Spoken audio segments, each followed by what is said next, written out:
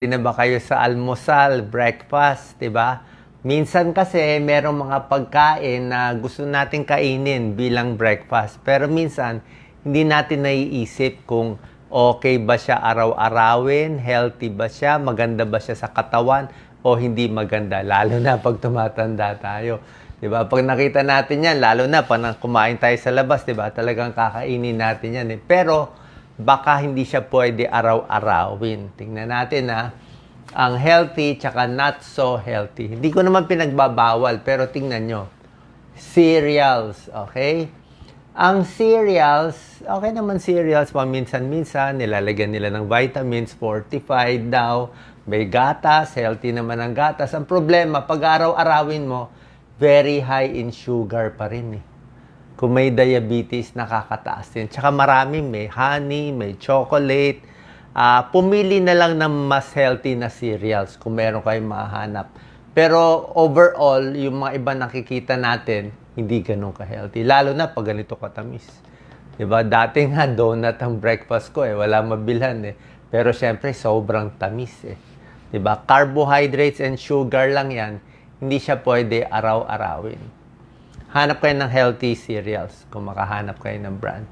Pancake or waffle, masarap ang pancake, di ba? Kaya lang, masarap siya. Pwede ka kumain. Minsan, punta ka sa hotel, pwede ka kumain. Kaya lang, kung titingnan nyo, puro carbohydrate siya. Puro syrup, di ba? Sugar. Puro mantikilya siya. So, hindi mo rin pwede araw-arawin. Kulang ka sa protein, at sumobra ka sa tamis. Okay? Huwag araw-arawin. Buttered toast, di ba? Actually, walang problema sa toast spread eh. Ito, walang problema. Kung healthy sana yung palaman mo. Kung palaman mo sana, pwedeng chicken sandwich, pwedeng itlog o tuna. Pero kung butter and toast lang, medyo kulang. Medyo kulang kung yan lang. Tayo, pandesal and kape, di ba? Medyo kulang. Muffin. Akala natin muffin healthy, di ba? Merong mga blueberry muffin, oat bran muffin, apple muffin. Pero pag titingnan nyo, isang muffin na aabot ng 450 calories. Para siyang 2 platong kanin ang calories ng isang muffin. Paano? Masyado puro mantika, mantikilya, matatamis. Meron namang healthy kinds, pero bihira eh. So basically, pwede mag-muffin paminsan-minsan. Huwag araw-arawin. Mamaya, papakita ko yung healthy breakfast. Reminder lang. Fruit juice, di ba? Healthy yung fresh, di ba? Pag fresh na juice, fresh na prutas. Pero yung nasa lata na maraming, di ba, dagdag asukal to eh. Oo, maraming mga sweetener, corn syrup, hindi po ganun ka-healthy. May konting antioxidant, may konting nutrients, pero dahil sa sobrang tamis, hindi rin, mas maganda prutas na lang kainin nyo. Okay? Unless fresh. Kung fresh okay siya. Ito, breakfast pastries, gustong-gusto natin yan, di ba? Croissant, ako, sobra daming mantikilya ang croissant. Grabe pala. Hindi ko alam ilang kutsarang butter nilalagay nila. Pero para maging flaky yung croissant, sabi ng mga kakilala kong mga baker, dapat talaga ang daming butter yan. Lahat yan, lahat ng pastries, kita nyo, ang daming matatamis. So, paminsan-minsan, gawin mong treat. Diba? Baka once a week. Pero hindi pwede araw-arawin. Siyempre, ayan sugary drinks, 'di ba? Hindi na kape. Kung kape, black coffee.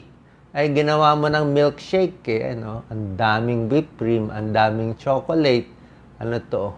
So, sobra daming calories. Hindi pang breakfast, ha? Once a month, hindi na lang. Processed meat, 'di ba?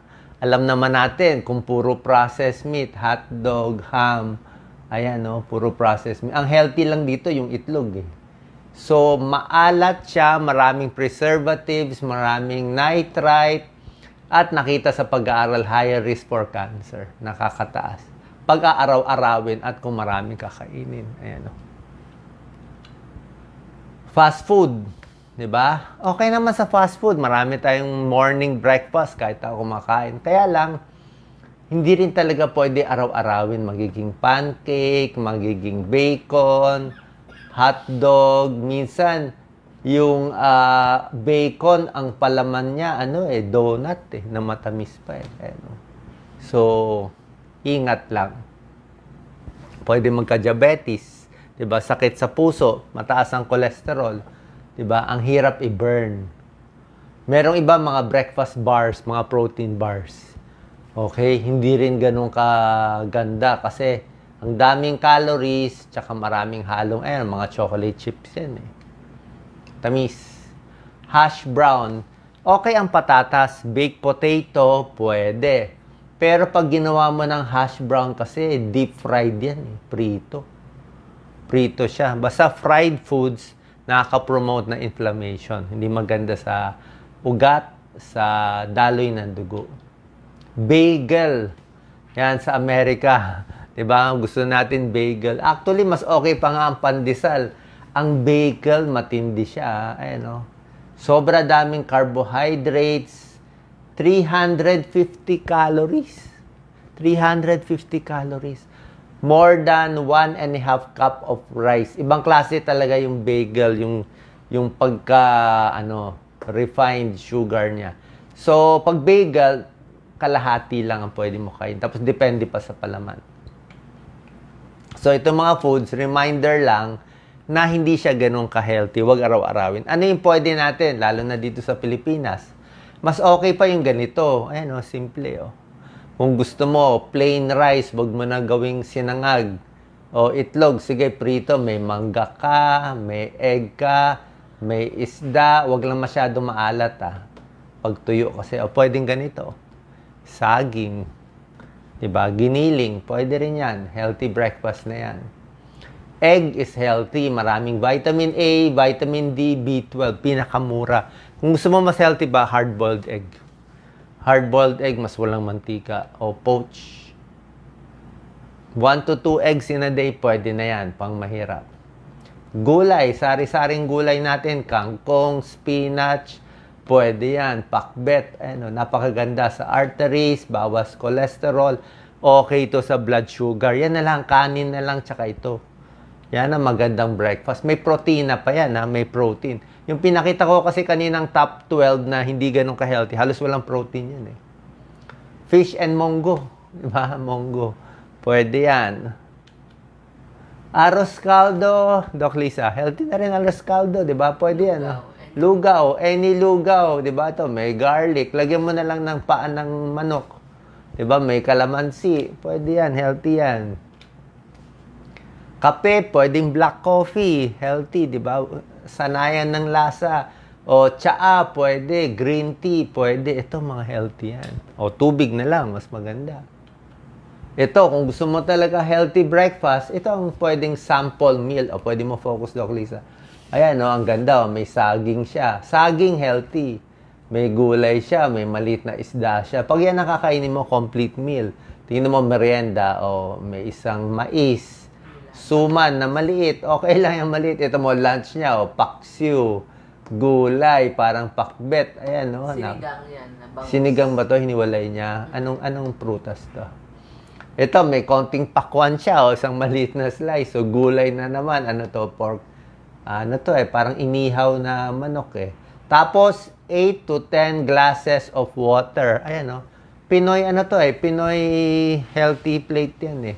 So, nakita nyo, ang kanin niya, konti lang, 1 cup lang, Kaya nyo ba 1 cup lang? Ang marami niya, gulay, prutas, pati egg. So, sana po, reminder lang tong video natin, medyo iwas dito sa mga ganito, Alam ko masarap siya. Lalo na kung may pera kayo, mayaman kayo, masarap kumain nito. Sa hotel, laging ganito ang sinaserve. 'Di ba? Pero sana, once a week lang or once a month lang, balik tayo sa mga dati at healthy na Pinoy foods na gusto natin. Salamat po.